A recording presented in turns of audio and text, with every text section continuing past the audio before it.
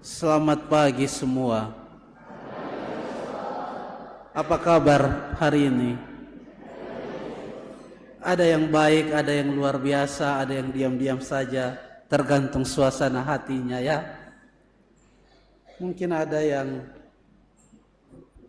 lagi banyak masalah jadi dia diam-diam saja.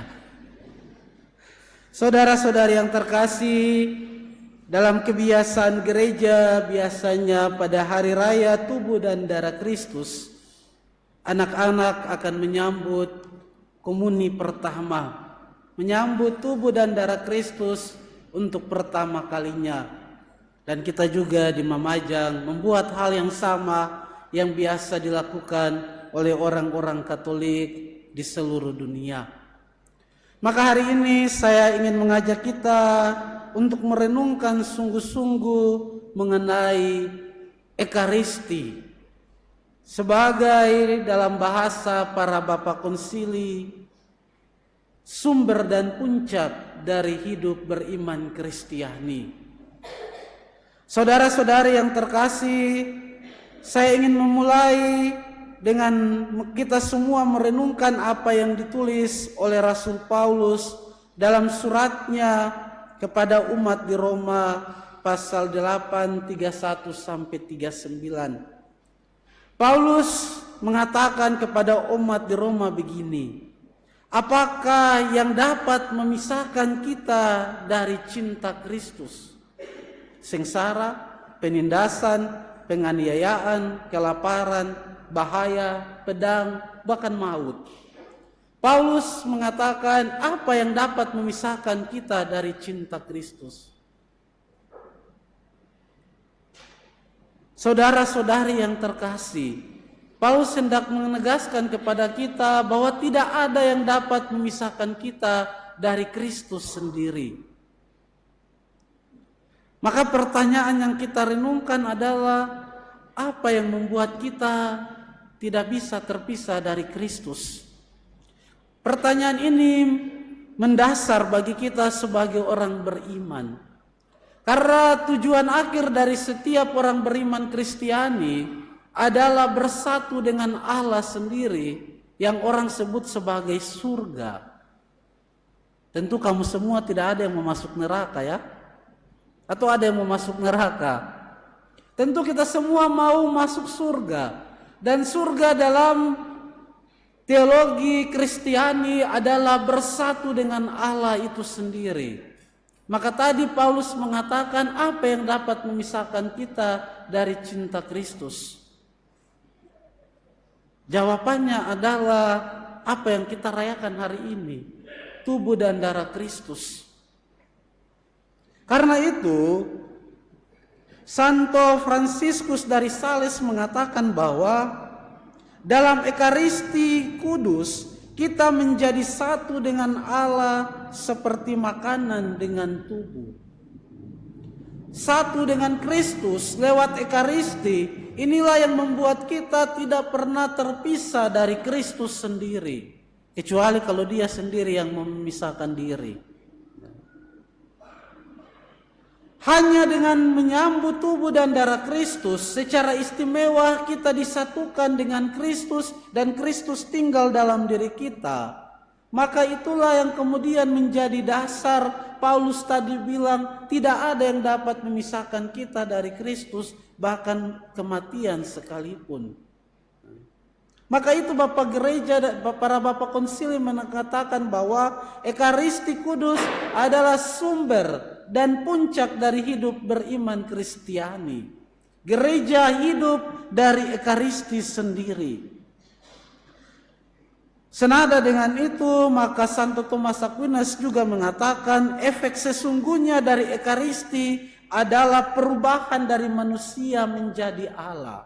Kita diubah secara istimewa untuk menjadi seperti Allah sendiri yang membuat kita akhirnya tidak terpisah dari cinta Kristus. Maka tadi bait pengantar Injil mengatakan bahwa akulah roti hidup yang turun dari surga, barang siapa makan roti ini ia akan hidup, tidak binasa. Dan itu yang dikatakan oleh Yesus sendiri sebagaimana diceritakan oleh penginjil Yohanes dalam Injilnya. Maka itu kalau kita buka kisah para rasul, penginjil Lukas mengatakan hanya ada 2 hal yang dibuat oleh para murid gereja perdana, yaitu mendengarkan sabda Tuhan dan memecah-mecahkan roti dalam Ekaristi. 2 hal itu yang dibuat oleh gereja sejak awal. Dan mereka buat itu setiap hari. Ya, karena apa? Ekaristi adalah makanan untuk jiwa kita. Tentu kalau kamu 1 minggu tidak makan, ya mati. Maka para murid gereja awal melakukan hal yang sama. Setiap hari mereka bersekutu untuk mendengarkan sabda Tuhan dan kemudian menyambut Ekaristi. Maka saudara-saudari yang terkasih, pada hari Minggu tubuh dan darah Kristus, kita diajak untuk merenungkan bagaimana kita menghayati Ekaristi setiap hari Minggu. Apakah Ekaristi sungguh-sungguh menjadi sumber dan puncak dari hidup beriman kita? Apakah kita datang ke Ekaristi dengan sebuah kelaparan dan dahaga rohani yang kuat untuk datang menyambut tubuh dan darah Kristus? Ataukah kita datang karena memang hari Minggu kita orang Katolik, jadi datang hari Minggu masuk gereja? Atau kita datang di gereja, kita pilih lagi, mau datang nanti bacaan pertama atau nanti homili, atau tunggu saja nanti sudah mau komuni baru datang komuni. Maka ada yang bertanya, pastor, kalau saya jaga di parkir sambil dengar-dengar misa nanti apakah saya bisa komuni? Ekaristi adalah satu kesatuan. Jadi kita tidak bisa memilih nanti datang komuni saja dan pulang.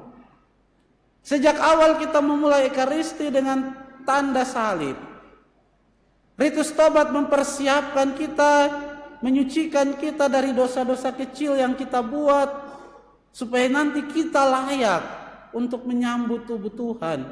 Kalau dosa besar pergi mengaku dosa. Dalam liturgi sabda kita mendengarkan, diberi makan santapan sabda, supaya apa pikiran kita, hati kita, hidup kita, kata-kata kita menurut Kristus sendiri. Dan akhirnya jangan pulang sebelum berkat penutup. Nanti kamu seperti Yudas Iskariot, orang pertama yang keluar misa sebelum misa selesai pada malam perjamuan terakhir. Akhirnya dia jual Tuhan Yesus. Nah, kalau kita pulang-pulang cepat nanti juga bisa menjual Tuhan Yesus. Maka mari kita kembali kepada semangat awal yang dibuat oleh murid-murid Tuhan. Gereja setia merayakan Ekaristi karena Tuhan mengatakan, lakukanlah ini sebagai kenangan akan Aku. Ekaristi bukan hanya sebuah simbol. Hanya satu-satunya tubuh, roti dan anggur yang Tuhan gunakan sebagai wujud dari dirinya sendiri, kehadiran dirinya secara istimewa. Bukan dalam kitab suci, tetapi justru dalam Ekaristi. Satu-satunya tempat dalam kitab suci di mana Tuhan menunjukkan bahwa inilah tubuh dan darahnya secara istimewa.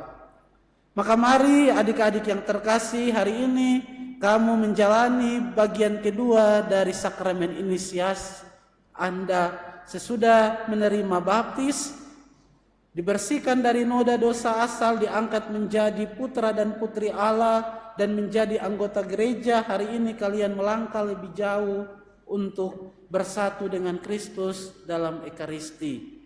Nanti kamu juga akan diteguhkan secara istimewa mengakhiri masa inisiasi Anda dengan sakramen penguatan nanti.